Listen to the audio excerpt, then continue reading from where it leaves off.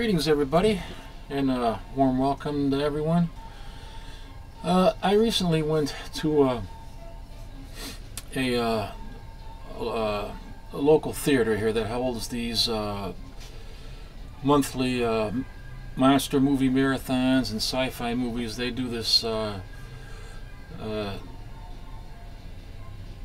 at least once a month, and they have dealers in the lobby that sell pop culture related items and so forth, and they got comic book dealers there, and it's kind of fun to go to these places. But this particular theater I call a revival theater because they revive all the old films and show them on the big screen.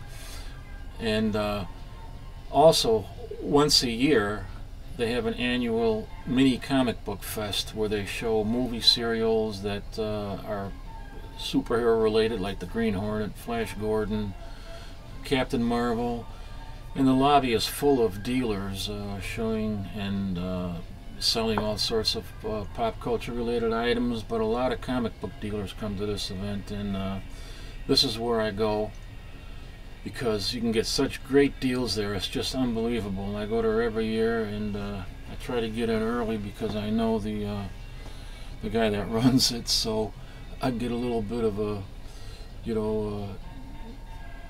better chance than other people to get to these tables, and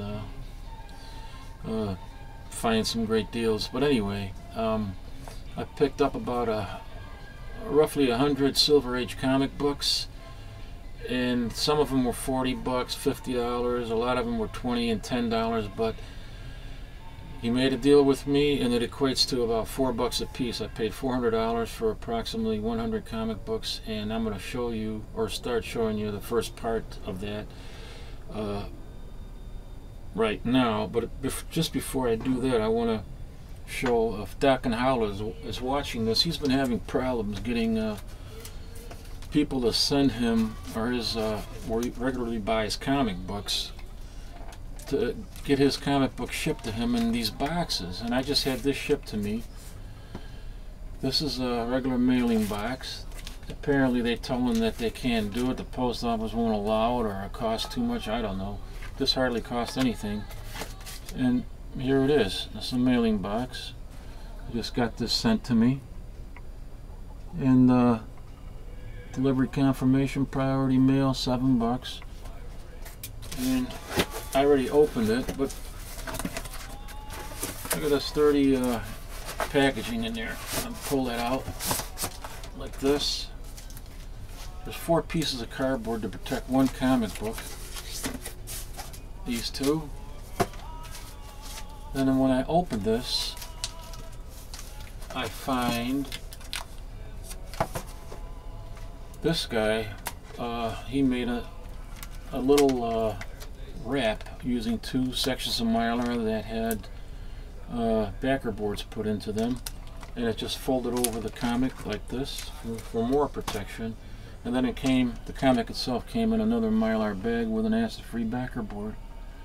This is Young Allies number 5 from 1942. There's the original Bucky and Toro, and it's a low grade. I couldn't afford any higher grades in this because they can go into the several hundred to thousands of dollars, and I got this pretty decent price. But as you can see, the spine is very heavily worn. All the pages are intact. It's off-white to cream. And because of this very heavy spinal wear, I got a great deal on this book. I couldn't pass up. Just right around $100. Maybe a little bit, I think it was a little bit less than that, but with the shipping it was around $100. So I was happy to get this. Thought I'd share that with you first. And now for that part 1 of the Silver Age haul. Here's the first comic. And this is Spider-Man number 56, and if I'm not mistaken, and I already re-bagged and boarded this, I think this has the first appearance of Captain George Stacy, and this book is in very fine condition, if not very fine to near mint. And I looked in the price guide, and this book alone would probably be about $100 in this condition. Easily $100 in this condition. Now some of these books I already rebagged and boarded, and some I didn't. I didn't get a chance to go through the whole pile yet, but the next one I have is a Dell comic called The New People. This is from 1969. Next one I have, I checked out, rebagged and boarded. This one is another copy of House of Mystery number 60, which has the first Silver Age appearance of Plastic Man and this goofy character down here called King Candy. Yeah, well, he's dressed in this outfit, and he's chasing this poor kid who stole a box of chocolates, and he's using a licorice lariat to, well, I don't know, never mind. I already showed a copy of this before, but this has I think some damage on the inside that puts it in about a good condition. Oh, next up, get a load of this one from 1969, an Archie comic, a Harvey comic book, which is a cover that obviously rips off the Archie comic series. And we got one of the ugliest Reggie type characters in the form of take a look at that. If that doesn't look like Reggie, and she's doing some kind of mischief, or getting ready to do some kind of mischief, just like Reggie would. Looks like a transsexual Reggie over there. And then you got Archie running around like somebody on drugs, and I feel like a fire engine. Oh my gosh. And then Betty Cooper right there in the middle. I think they're all high on psychedelic drugs. Look at what she says there. That goofy dialogue on the cover. This love dance makes me feel like a Sue Squumptuous. Makes me feel super. I don't know. I thought that was a hilarious cover. Squumptuous. Giant Size Avengers number 1. This is probably in good condition. It's from 1974. It's got a major crease down the middle. I don't know if you can see that there. Next I got an Avengers number 200, but I took it out, looked at it. It's got some water stains on the inside that are barely visible, but they're there, so that also would probably go into a good condition. Next from well, this is actually a Bronze Age comic. This is not Silver Age. Those last two that I showed you. This is from 1953 and number 2, Tom and Jerry Winter Carnival from Dell. It's a Dell Giant. This has about 100 pages in it. It's just great condition here.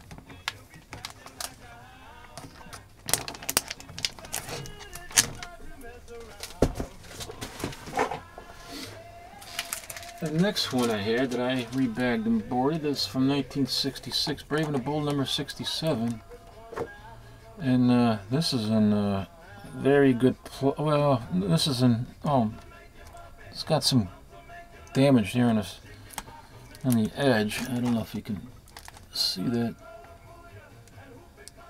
So I would say this is probably in very good condition as a result of this creasing right there. But this is, I think, the first Batman and Flash team-up. Also, I have Brave and the Bold number 24 from 1959. And this is the last in the series that Joe Kubert did of the Viking Prince. This was the last one. Joe Kubert. Next, I got a king-size Spider-Man, king-size special number 8, and I believe this has all reprints in it, if I'm not mistaken. Next, I have in I would say fine plus condition. Spider-Man number 78.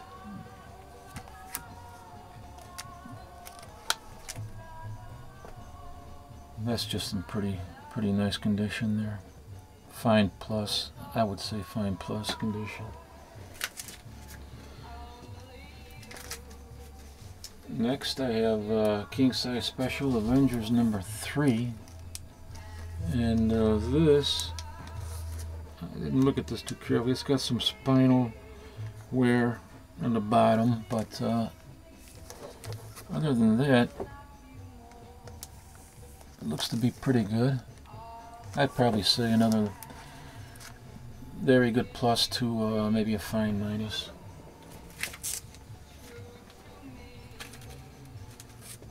Next is a Avengers number 65. I believe this is the last 12-cent comic, the last 12-cent comic book.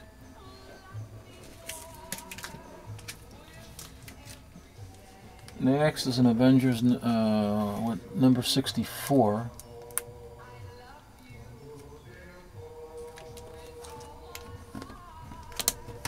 Let me move these comics out here.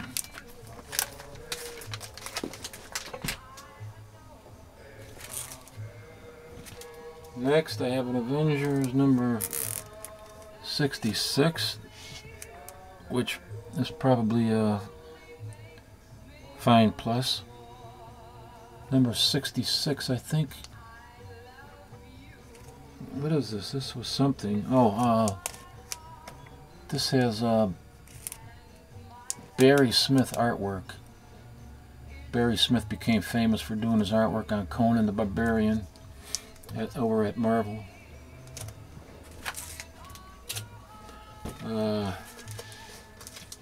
Next I got an Avengers number 74. No, 71, excuse me. I was just trying to figure out what this issue was, or something with this issue. I can't remember.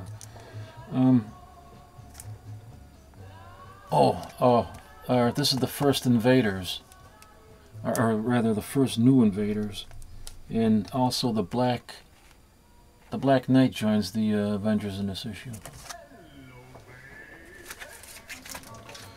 Next I got Avengers number 63 from 1969, and this is where Goliath becomes Yellow Jacket.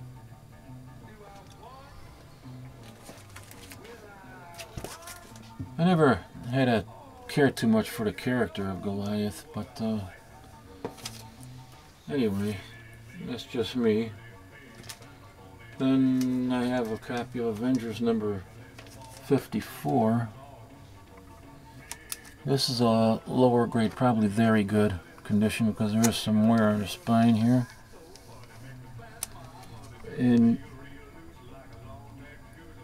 wait a minute.